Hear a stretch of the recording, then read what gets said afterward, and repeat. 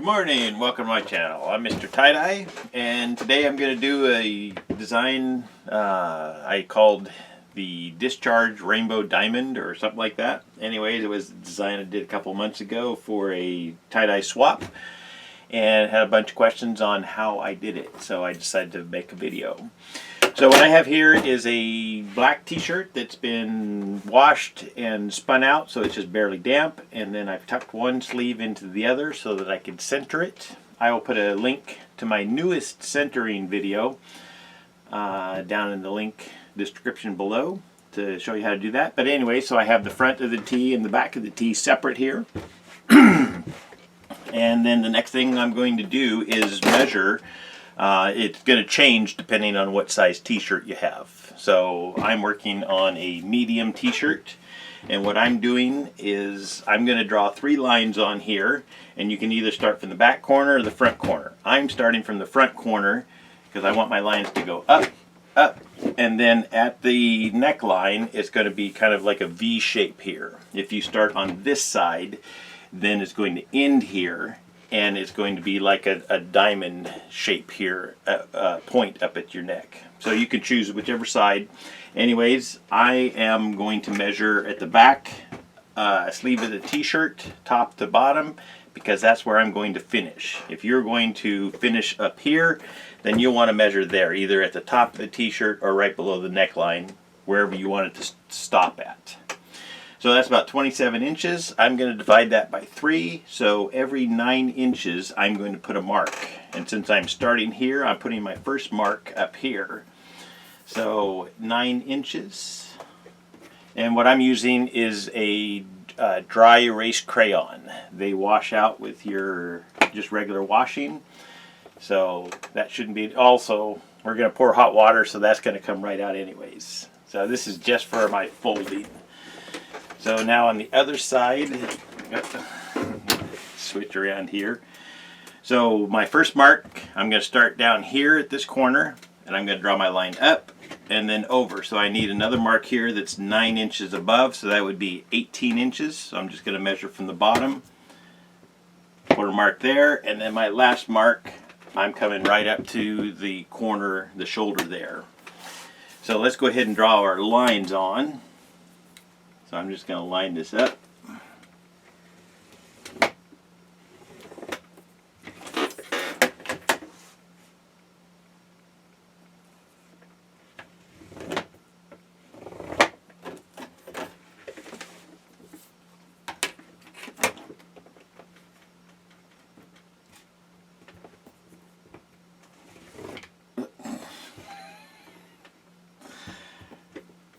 T-shirt moved. Let's see if we can hold that.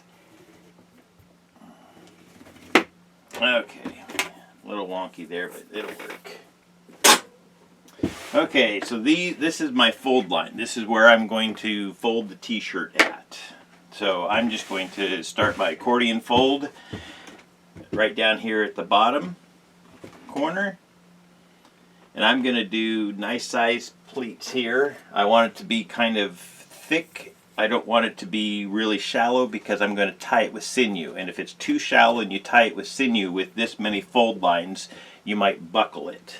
So I'm doing, yeah, just a little over 1 inch tall pleats here.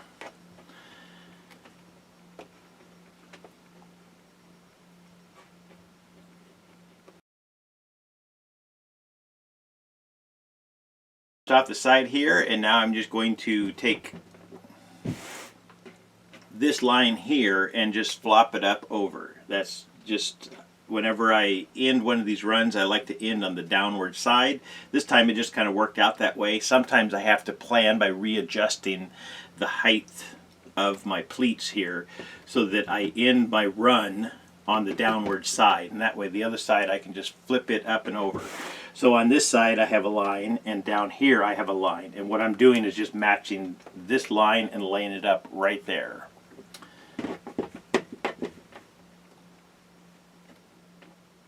And once you get that lined up, then you can straighten your line out. I usually like to have my line going straight out for me so I can just kind of fold it and just pull it in. So on this here case, I got these other pleats, and I'm just trying to lay these out as nicely as I can as I go here. So I'm just kind of arrange those as I pleat more of this line up. I'm just going to adjust so that everything kind of lays flat in here, and that's just going to create this little U-shape or V-shape pleat in there.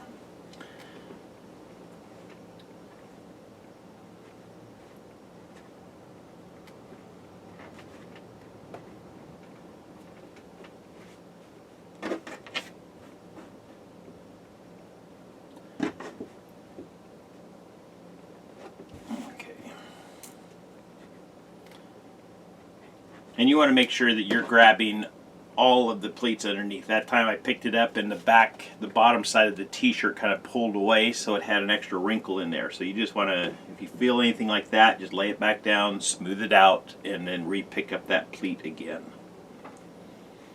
You just want everything to be nice and neat here. Like I say, it can't be perfectly neat because I have these pleats that were going out straight and they're folding back now in this V shape, and you just want to kind of lay those in there. I just kind of adjust them so that they lay nice and flat. As you get to working on one of these, you'll see what I'm talking about, but I just want these to lay just as nice and flat in there as possible.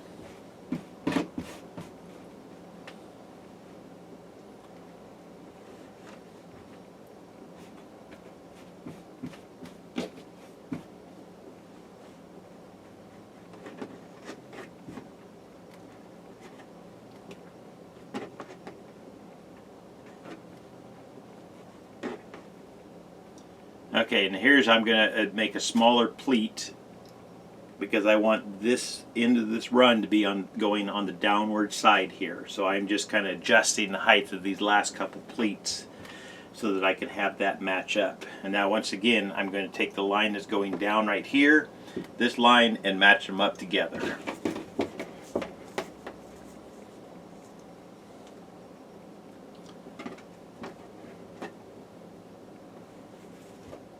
And then just lay that down as nice and flat as you can. And once again, you're going to have the same thing. You're going to have these pleats over here that are going to then fold back. So I'm just going to slowly kind of work those the best that I can and get them to lay as flat as I can. But it's tie-dye, so you don't have to be perfect. But you can spend as much time on that as you want. And the more of them that you do, the faster it will go for you. Now you can stop and adjust more of these pleats, get them how you want them. And then I'm going to tie my first line of sinew right here on this tie line, or my fold line here. And I do have a video on how I use the sinew and the kite string, and I'll put a link to that in the description box below this video.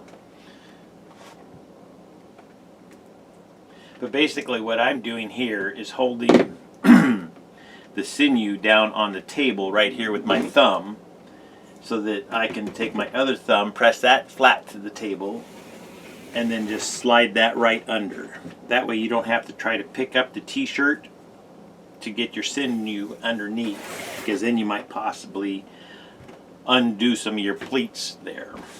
So once I got it wrapped a few times, then I'll hold that, kind of pull some of the slack out, wrap a couple more times, and then pull really nice and tight. And I like to have this pull as short as possible here. If you're pulling way out here, then you don't have much grip or range of motion. So if you roll this in a little bit tighter here and hold that, then you can get a nicer pull. And I like to pull coming straight back from my body here. If you pull going up towards your face, if this sinew breaks, then you're going to punch yourself in the face. So I hold so that if it does break, my arm is just going to go backwards.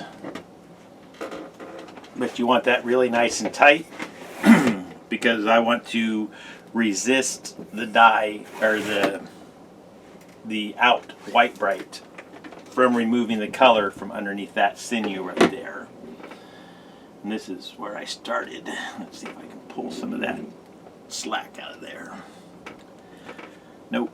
So we'll just lay it down one more time over top of that. Okay. And now what I'm going to do is a couple more ties on each side. So basically I'm just going to divide this up. So I'm going to put one here and one here just so they're kind of evenly spaced. So I'm just going to bring that under and just kind of space that out and just start a new tie.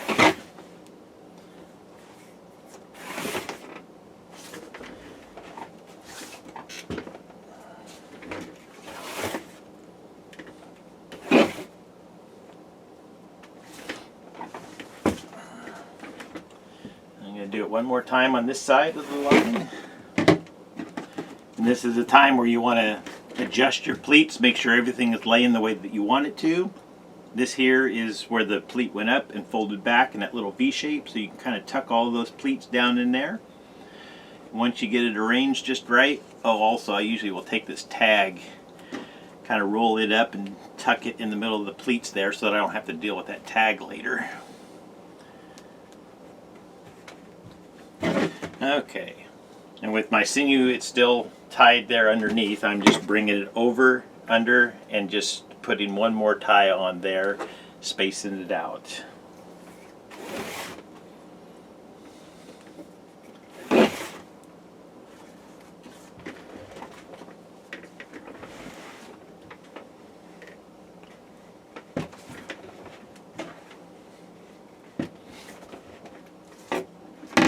Okay, now I'm just going to work my way back.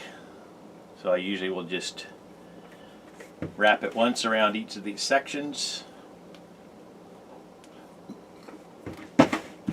Okay, now I'm back in the middle, and now I'm going to do the same thing on the other side of this line. I'm going to do 2 lines, and you can do however many you want, but if you do too many of these on there, then you might risk blocking everything up and having lots of color left inside there. So just be aware of how many lines. If you put them too close, you might just block all of the color removal from coming out.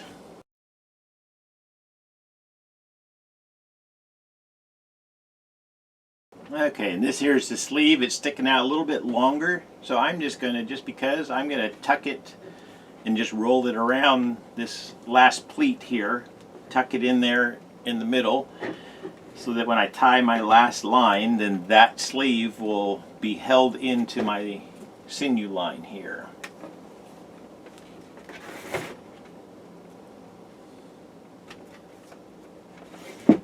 So I just kind of space those out fairly evenly there.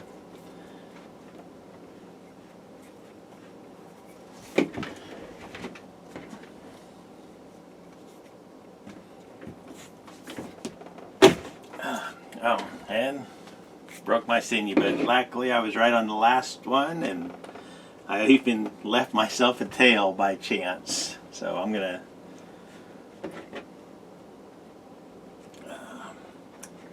okay, well, not a full tail. Anyways, there's the reverse or discharged rainbow diamond. So that's on the bottom. Like I say, I just moved from one section to the other and then moved myself back over. So now we're going to heat up some water and do some color removal. So hang on. Okay, we're back. I just heated up my water. It came to boiling, and now what I'm going to do is just take some of this out white bright and sprinkle. Well, I'm going to put some underneath and then some right on top. I like to just put a nice good coat over top of that. And it's good to work in front of an open window or do this outside. This is kind of fine dust, so you might want to also wear a mask. I didn't wear one so that I can talk.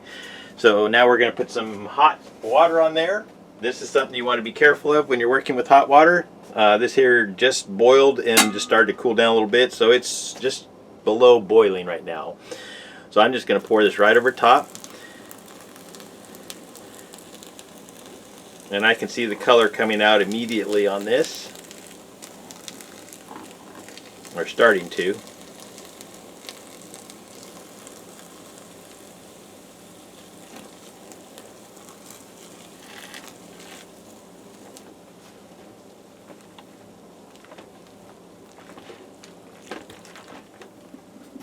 Alright, add just a little bit more.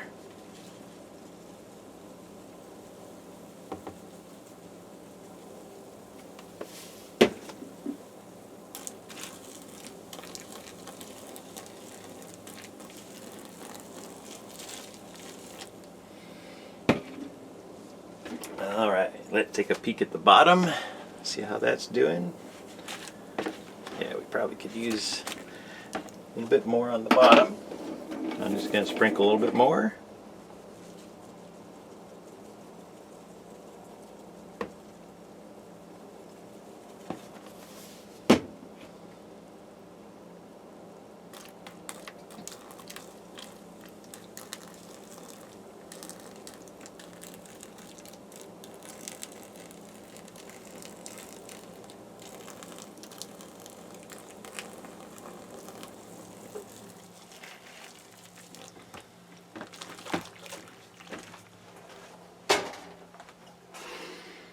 Okay.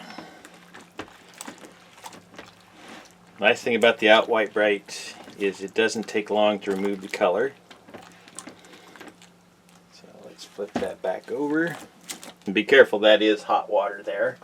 My hands are just kind of used to it, but you want to make sure that you don't burn yourself while you're doing this.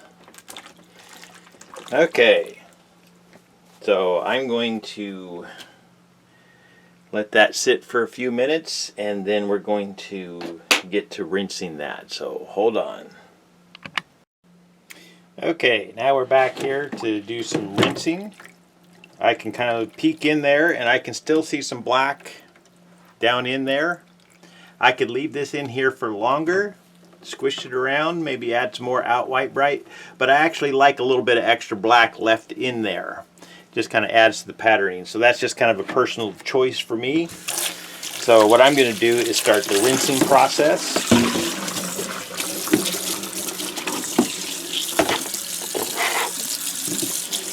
And what I'll do is just kind of give it a good squeeze, just making sure that I'm not messing with my pleats there, because I'm going to leave this tied up. But as you squeeze it, you can feel that warm water come out. I can see the yellow brownie liquid come out. That's all that color that we just disrupted and removed. So you want to get all of that out that you can. So what I'm going to do is I usually will give this, I'll give this a good rinse to start with, and then I'm going to put this into the washer and spin out some excess water and all the chemicals.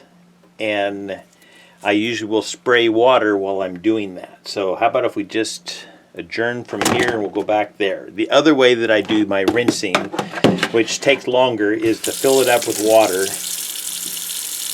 and just let this soak. And you can see the yellow coming out there. That is all of the chemicals and the dyes and whatever is coming out of the t-shirt. We want to try to get that out of there before we soak it in soda ash, because the dyes are going to work better with that all the chemicals out. At least that's my impression. So you can just leave that soak there in hot water, swish it around, and as the water cools off, then go ahead and fill it back up again. But we're going to do a speed up of this with the washing machine, so hold on. Okay, so like I say, what I did with mine was I put it in the washing machine, spun it out, and I could see on the back side there was more of the orangey tan colors, meaning that I spun that chemicals out, I sprayed it with water, spun it out again, and now what I'm doing is soaking it in hot water one last time just to see. And I can see, I mean, there's a little bit of color in this water, but there's not much. So I'm going to call this good for my rinsing. I'm going to go ahead and spin this out, and then I'm going to let this dry, and then we'll come back to it. So stay tuned. Okay, we're back. So I let this dry for a few days, and I can see that probably I could have left it, soaked it a couple more times to get a little bit more of this chemicals out, but I think that should be fine. So we're going to go ahead and get this dyed, but rather than leave it tied up and have the sinew restrict some of the dye flow, what I did on the last one was I removed the color, rinsed it, let it dry, and then I took the sinew off and retied it with kite string. So that's what we're going to do today. And if you recall, I broke the sinew as I was pulling on the last one there. So what I'm going to use is a seam ripper and just very carefully cut under this sinew here. It's not the ideal method, which is why you want to be careful and not break your sinew. But as I cut under there, I am trying to make sure that I'm just taking little tiny bits of the sinew so that I don't end up stabbing in and cutting into the t-shirt. So, but once I kind of get some of it pulled out of there, sometimes I can get a hold of that again. Yeah, there we go. And do the unwrapping the regular way. So if you can just kind of cut a couple layers, sometimes you can get a hold of that. But I'm not going to pull this open all the way. I just want to untie it and then retie it. So I'm just going to very carefully do this, and we'll take a peek inside, but not opening it up all the way.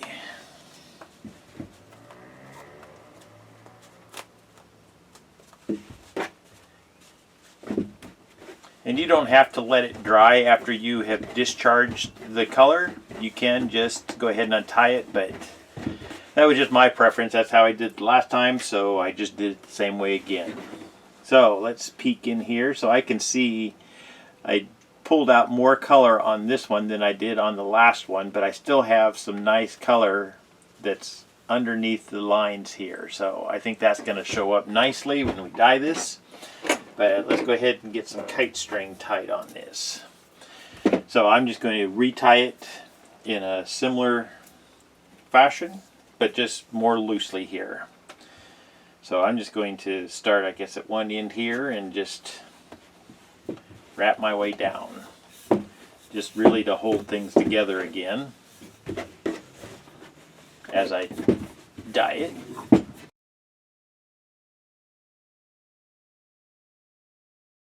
That I have the kite string on there, I can kind of wiggle this around just to try to loosen some of these folds up just a little bit, since they've been all compacted by the sinew. So I'm just kind of breaking them loose just a little bit, just so I can let the dye flow in there better. Once again, this is just how I did it. You guys are free to explore and try any of the methods that you like to do. Let's see, here's the collar of the tee. So I'm going to start there with my colors. Let me get set up with everything. Okay, we're all set up, and the colors that I'm going to use are deep purple, turquoise, bluebird, bright green, emerald green, lemon yellow, deep orange, fuchsia, and fire red. And we're just going to color on one side. We're going to do a DNA, so I'll shift the colors, dye the other side, just one space shifted. Doesn't matter which direction you shift, just shift one direction. Oh, and since I let this dry completely, I'm going to lightly spray it with soda ash, just so that my dye doesn't, sometimes the dye will want to roll off the dry fabric rather than soak in. So I'm going to spray it lightly with soda ash here, just to help the dye penetrate in.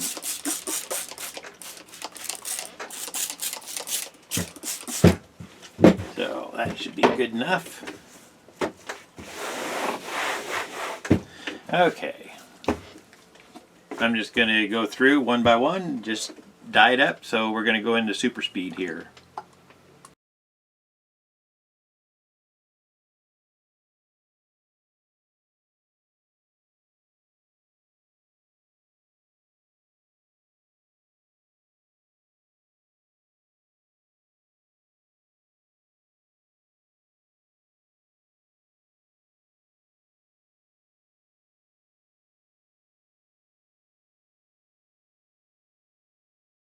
we're going to rotate the colors. I'm going to shift everything.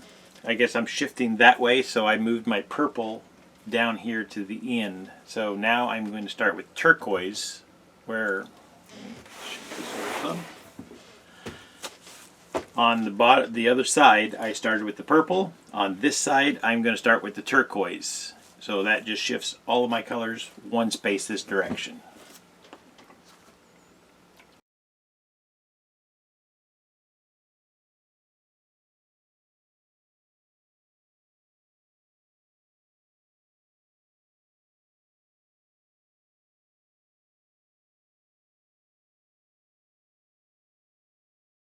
And peeking inside, the only color that I saw that I didn't have saturated fully, I seen just a little bit of white, was this emerald green. But that's just an easy check if you just get a cuticle pusher or just anything that has a nice smooth edge here, where you can kind of open up the creases and peek down inside without tearing a hole in the t-shirt or anything. But it just helps save from having big white spots later on. And what I'm seeing mostly down in there are black spots from the black tee itself. So at this point, if I had soaked this in soda ash, I would just put this away to batch. But I did not soak this in soda ash after I did my washout, because another method of doing it is to tie it, dye it, and then add the soda ash. I do have a video, I'll put a link below, but that's what I'm going to do now, is add my soda ash to this. Oh, need to fill that up. Okay, and whenever I do it this way, I like to have my t-shirt sitting on a rack, because you're going to get more of the soda ash and liquid and stuff that drips through there, and you want it to drip away instead of puddle up underneath, or at least that's how I prefer to do it. Once again, you guys can do this in any method you like. You could do a pre-soak on this in the soda ash before you dye it. I just like to explore with all kinds of methods, and that's just where I'm at today. So here we go. I'm just going to coat this, let it soak in.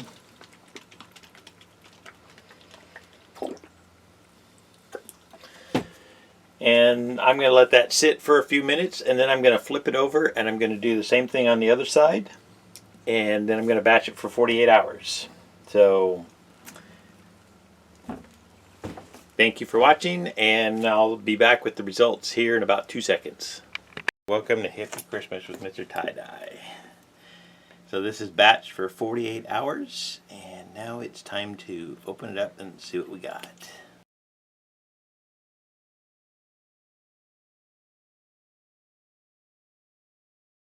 So this is the line that we folded right here. We went up and across there.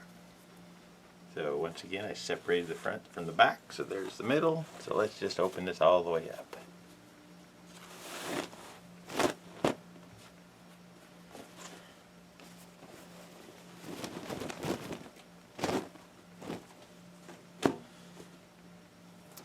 And there we have it.